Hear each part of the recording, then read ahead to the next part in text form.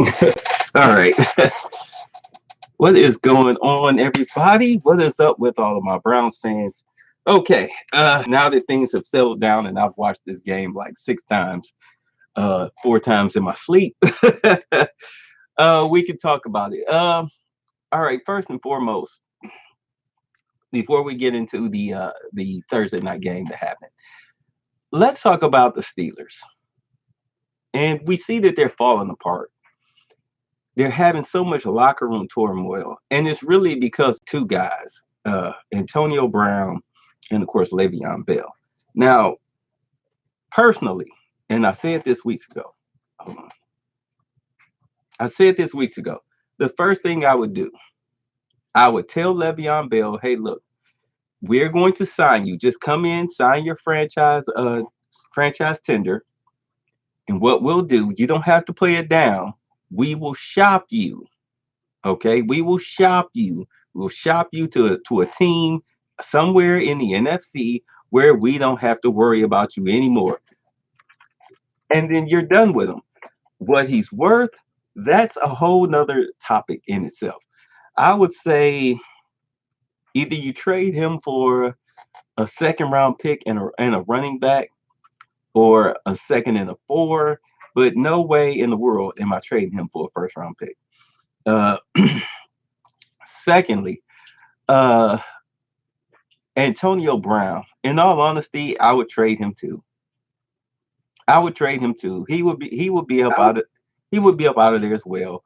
I would more than likely he's probably worth a number one, or you can get a two and a four for him, or give me a second round pick and a solid number two wide receiver somewhere in the NFC. I'm thinking maybe the Cardinals. That's what I would send him. I would see if the Cardinals would want to trade for Antonio Brown. And as far as Le'Veon Bell, more than likely, if I would probably trade him to San Francisco because they really need they really need a running back. Matter of fact, I would trade both of them to San Francisco. And if I could, I would just like San Francisco, just give me your two, three, fourth, and fifth round picks. And here, you can have them. Okay, you can have them. I'm done. Just get them off the books. Get the headaches away.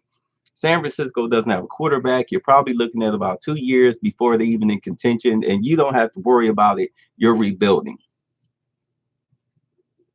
That way, you got those contracts off the books. There's somebody else's problem. There's somebody else's headache. You knew that Antonio Brown was going to be a headache when he was live streaming. Okay, the post game locker room brouhaha with Mike Tomlin. You knew then that he was going to be a problem. So you made that bed, you have to lie in it. All right. So the next thing I want to talk about before we get to this is the Clay Matt for 3 straight games late in the fourth quarter has been hit with roughing the passer penalties. That makes no sense. It makes very little sense. And it's almost Allen Iverson like. I don't know if you all remember, but Allen Iverson, uh, during the last few years of his career, he said that he was having problems with the officials. And what it was, he kept getting flagrant fouls and penalties called on him for ticky tack reasons.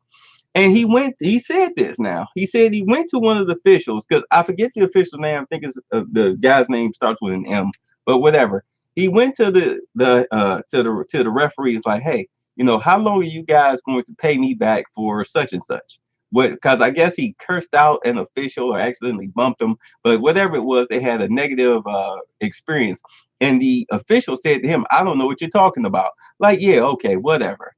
So I'm thinking somebody with some type of journalistic integrity needs to actually go back and look at the preseason and see what it was that Clay Matthews did that may have pissed off the referees, because they have cost the Packers at least one game, the Vikings game. They made sure that the Packers stayed out of contention in this last game against Washington. And then the Chicago Bears game, it was on fourth down. He hit the guy with the one step This is the rule. You get one step to hit the quarterback as they're releasing the ball. That's exactly what happened. Mitch Trubisky rolled out to the right. He planted, he threw, and Clay Matthews hitting from the backside. They call that roughing the passer. Excuse me. Of course, the ball fell incomplete, but they gave the Bears a fresh 4 downs. Luckily, the Packers defense was able to stop that inept Bears offense and win the game on another 4 downs. Okay. The two hits that Clay Matthews have done against the Vikings and the Redskins are textbook tackles. All right. Now, I know they're trying to say, oh, the letter of the law, the letter of bullshit. Because we've seen plenty of offensive players ramming their helmets into defensive players. Where's the flag? We see the same tackles and the same sacks going on in all the other games across the league. Where's the flag? Clay Matthews needs to hire somebody to investigate this because it sounds like they have a personal vendetta against him. Either that or Vegas is involved. It's one of the two. It's not making any sense.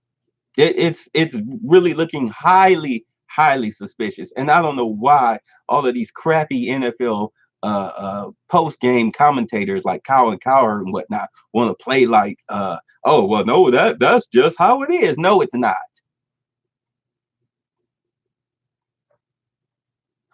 That's like calling Adrian Peterson for unnecessary roughness when he stiff armed somebody. Like, get the hell out of here. It's ridiculous. Anyway, so let's talk about this. Baker Mayfield, Browns versus Jets. Now, you know what? I'm going to say this, and I said it back in week 1, okay? And it didn't happen in week 2 because it wasn't set up for that because the Browns had the lead. But here we are in week 3. Now, week 1, it probably would have been okay. Everybody would have like, okay, all right. But it was set up beautifully Hollywood script style in week 3. As I said against the Steelers, when the Browns were down 21-7, late in the third, and Tyrod Taylor, who is a crappy quarterback, good guy from what I understand, but he is a crappy quarterback. He is scared to throw the ball. Okay, the window must be picture window wide open, perfect for him to throw somebody a pass, which is not how it works in NFL. People are open with a sliver of a crack. You have to do those 50-50 balls. He doesn't do that. At any rate, you should have put them in when they were down 21-7 against the Steelers. You probably would have gotten a better result. If not, as I've said, if he wouldn't have been able to come out and save the game, at least you would have gave him some game action and you'd have been totally justified in starting Tyrod Taylor against the Saints in week 2. Be like, hey, look, and all you could have just said, hey, look, well, we felt that the game against Pittsburgh was lost. We weren't able to move the ball. I put the kid in to try to get a spark. Simple as that. But it didn't work out that way. So now here we are in week 3. Okay. Tyrod Taylor looked like he had pretty much given up. He was scared. He was running for his life. It looked like the offensive line didn't want to block for him. He was standing there holding the ball way too long. And the Buffalo Bills fans, we have to admit, they told us so. Do understand the Buffalo Bills fans, when we traded for Tyrod Taylor, that was the first thing they did in all of the Browns message boards. Like, hey, he takes too many sacks. He holds on to the ball too long. You guys are going to regret having him. He is not the savior, but we knew he wasn't meant to be the savior. We knew that the Browns were going to draft a quarterback number 1 overall. It was just a matter of who and how long it would take for that guy to get ready.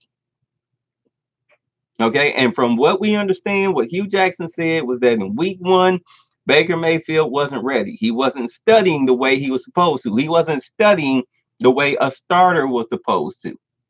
Like, kid, this is why you're the backup. Because we know eventually Tyrod Taylor is going to get hurt because he holds on to the ball too long and he likes to run the ball and he gets all sorts of uh headbutts and everything. So hold on, this is my niece. She said, oh, okay. She wants to know if I can pick her up from school early. Okay. She damaged her knee last week, so she's in a brace. So okay. So at any rate, so he takes a lot of hits. So don't worry, you're going to get your shot, but I need you to study like a starter. Just like we saw in Hard Knocks. What did Hugh Jackson say to Baker Mayfield on that episode where they showed Tyrod Taylor coming in at 5 a.m.? When he saw Baker Mayfield later that day, he said, "Hey, so Taylor was in at 5. Like, so what time did you get here?" It's like, "Oh, I got here at 8." Yeah, no, you need to find a better routine. You need to find a different routine. Plain and simple. Plain and simple. That's what he told him.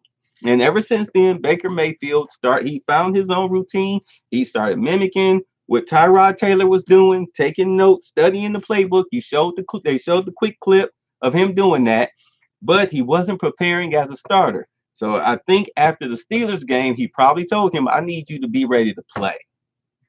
Like, because hey, look, this kid, he cannot move the ball. We're lucky that we got away with a 21-all tie in the game we should have lost. So I need you to be ready. So when Thursday night came, down 14-0 with a 2-minute drill staring him in the face past the 50-yard line, they put him in. And what did they do? They started attacking the jet seams. They started attacking the seams, attacking the seams, attacking the seams because they know that Tyrod Taylor, the Jets defense had it planned out that Tyrod Taylor does not like to throw down the middle. So they gave him the middle. They blitzed him and gave him the middle, in which, of course, he did not take advantage of. Now, as you saw with Tyrod Taylor, his arm is weak. In the dome against the Saints, oh yeah, his passes, that touchdown pass, beautifully thrown on the money because there's no wind. But you put him outside in the elements on grass, and he cannot throw the deep ball. You see, 2 of his deep ball passes fell short. They got knocked away. One should have been intercepted. Actually, both of them should have been intercepted, except the defenders were going for the knockaway. Trying to go to Callaway. Callaway should not be outrunning your passes, bro. You're supposed to overthrow him and let him run to the ball. I would rather you overthrow than underthrow. But as you saw also against the Steelers, when he was going deep, he was underthrowing passes. His arm's not that strong, particularly in weather. So they took that away. The Browns really stopped going deep.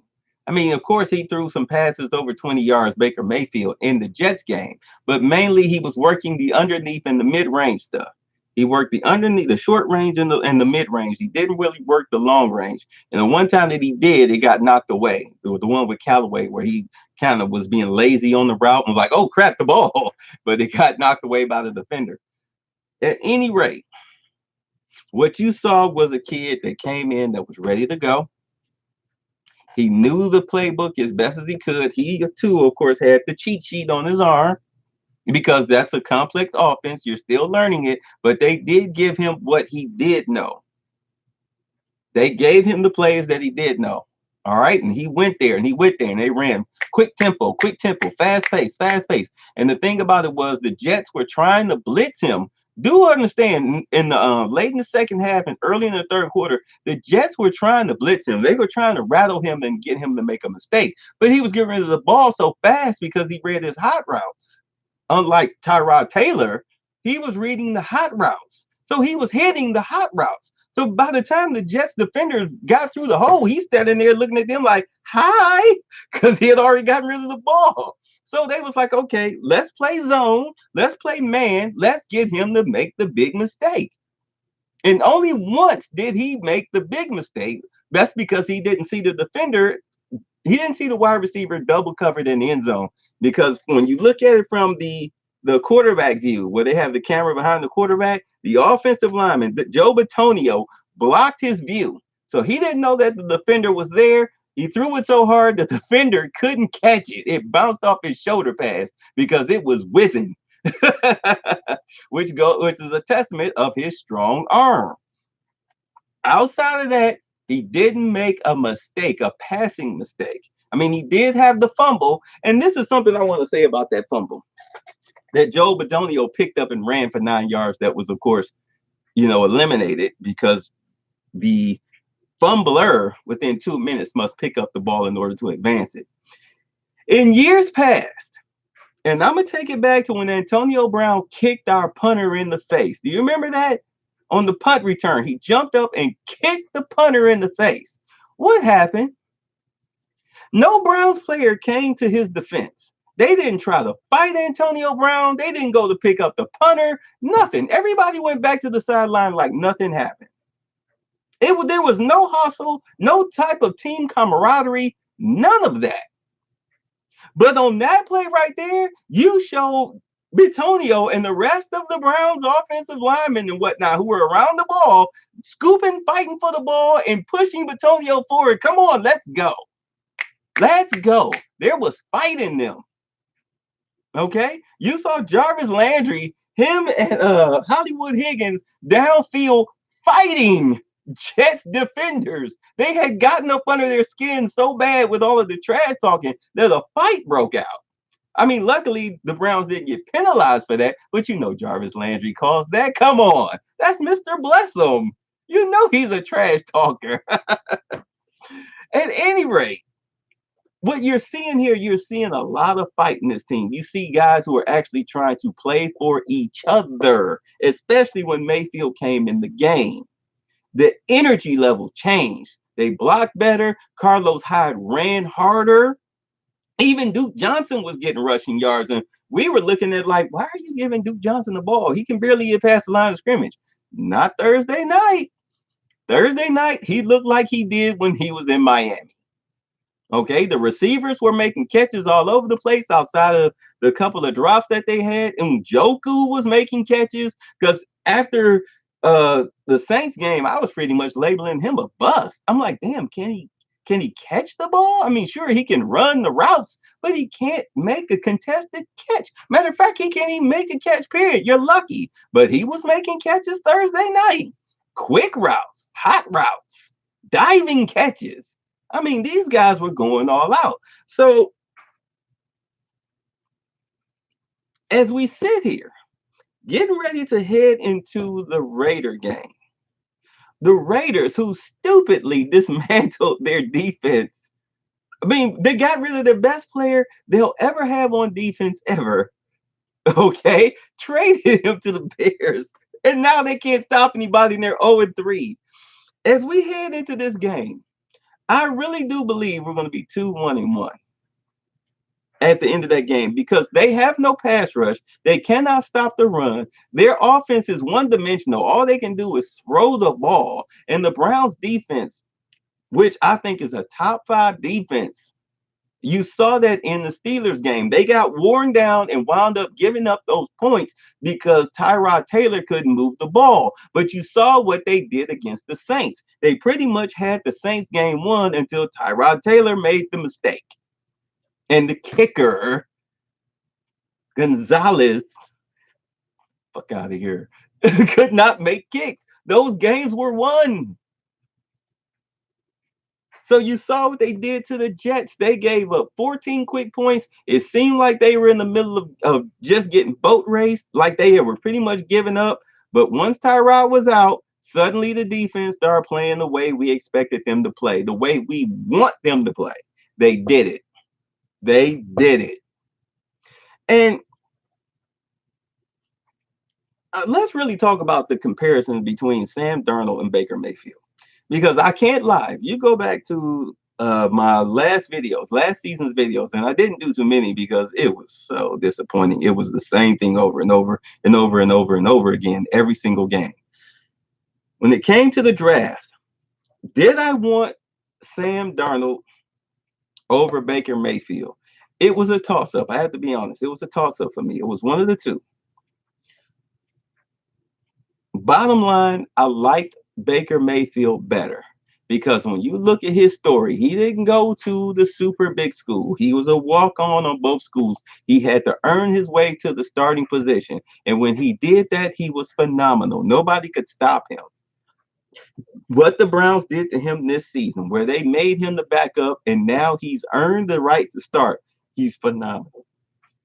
There is something special about this kid. Sam Darnold is the quote unquote superstar because he's the USC quarterback with the big flashy numbers and whatnot. But as you can see, he's a turnover machine. He gets rattled easily and he cannot finish games.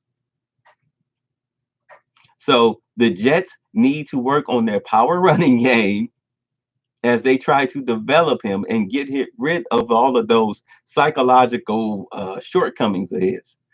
But at any rate, I think we have a winner now. I think we finally have a quarterback. We finally have a quarterback. Thank you, John Dorsey. I mean, like you said, you're not a wordsmith, but you do know talent. So we are. Oh, and by the way, those of you who want Hugh Jackson to be fired, you can forget it now. Now that Baker's in, you can forget it. He's probably going to wind up getting a contract extension unless he does something super drastic like smack D Haslam on the ass. I don't know. He's not getting fired.